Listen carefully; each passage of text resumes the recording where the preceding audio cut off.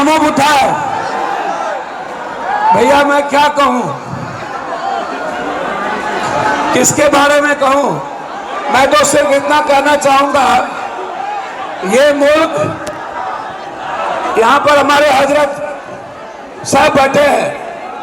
हम लोग हमेशा, जितने जमात के लोग हैं यहाँ पर, हजरत साहब जो इमारत सरिया जो एक इंसानियत को पैगाम देती है, जो इस दुनिया को मानवता के रास्ते चलने की ताकत देती है, हर धर्म और हर कौम मजहब की इज्जत करने का नाम है इस्लाम।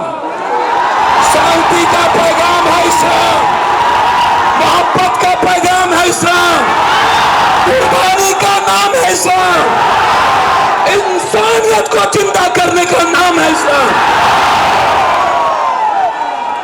ये नहीं पता चलेगा इन्हें, इन्होंने नहीं पढ़ा धर्म की किताबें, इन्होंने नहीं पढ़ी रामायण, इन्होंने नहीं पढ़ी गीता, इन्होंने नहीं पढ़ी कुरान, इन्होंने नहीं पढ़ा बाइबल। ये सिर्फ एक चश्मे से इन्होंने संविधान को नहीं पढ़ा, ये संविधान को नहीं मानते, ये मुसलमान के विरोधी नहीं है, ये मुसलमान के हार में सनातन की संस्कृति को मिटाना चाहते हैं। ये मुसलमान के नाम में दलित आदिवासी के अधिकार को छीनना चाहते हैं। कहीं पे निगाह है, कहीं पे निशाना।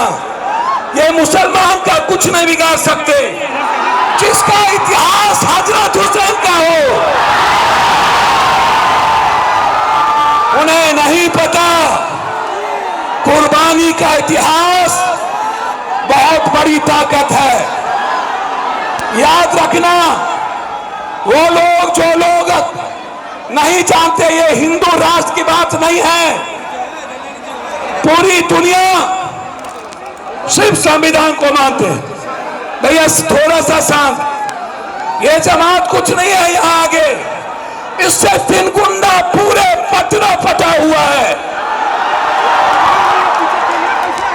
मोदी जी, आप क्या, जब हिटलर नहीं रहे तो आप कैसे रहोगे? कोई नहीं बचा है इस मुल्क में, सिर्फ मोहब्बत बचेगी। इस मुल्क में सिर्फ सच्चाई बचेगा, और जिसके हाथ में भारत का झंडा और एक हाथ में गीता कुरान होगा और एक हाथ में संविधान होगा, वही इस मुल्क को चलाएगा। आप मत सोचिए, आप तो मरने वाले कौन हैं?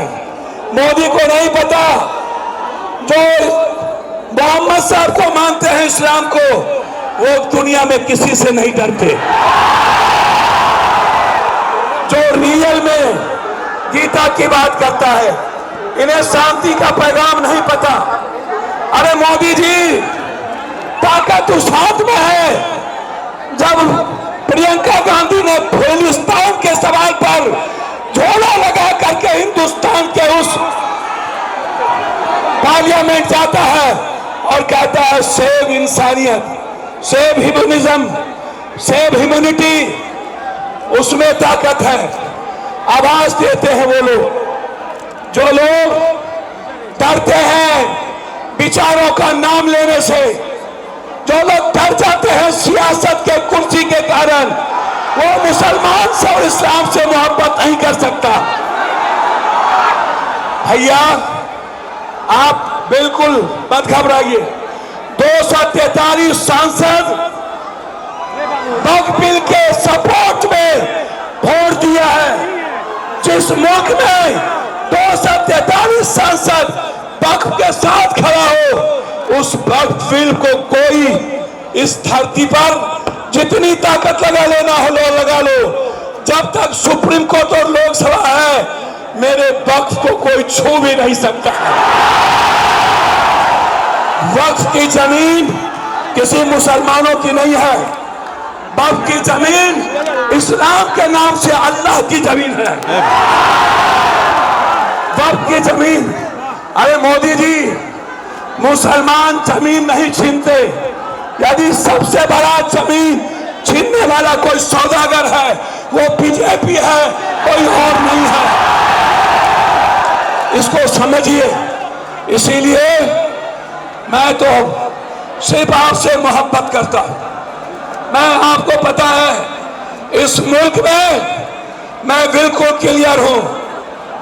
जो भी धर्म और जाति के नाम पर हमला करेगा उसे पप्पू यादव से जंग लड़ना पड़ेगा।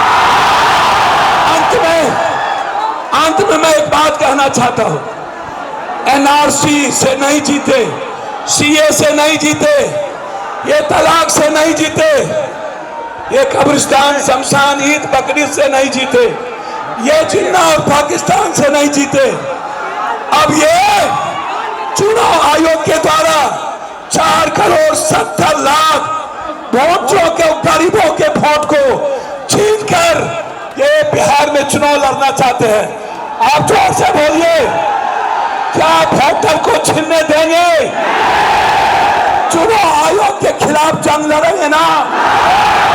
ये प्रॉक्सी वार किया है, मेरे पीठ पर खंजर भोंका है और 1 महीने के अंदर इस मुल्क का जो 4 करोड़ बिहारी बाहर है, 4 करोड़ 70 लाख, 8 करोड़ में 4 करोड़ 70 लाख वो बेघर करना चाहता है। क्या आप जाने देंगे? इन्हीं शब्दों के साथ मैं आपको कह देता हूं, जब जब संविधान पर हमले होंगे, जब जब किसी शांति और मानवता के लिए जीने वाला इस्लाम हो या सिख सनातन पर हमला होगा, और ये पाखंडी बाबा से लेकर नरेंद्र मोदी जी आप जितना हमला कर लो, लेकिन ये मुल्क आपको बर्दाश्त नहीं करेगा। बहुत बहुत आपको धन्यवाद।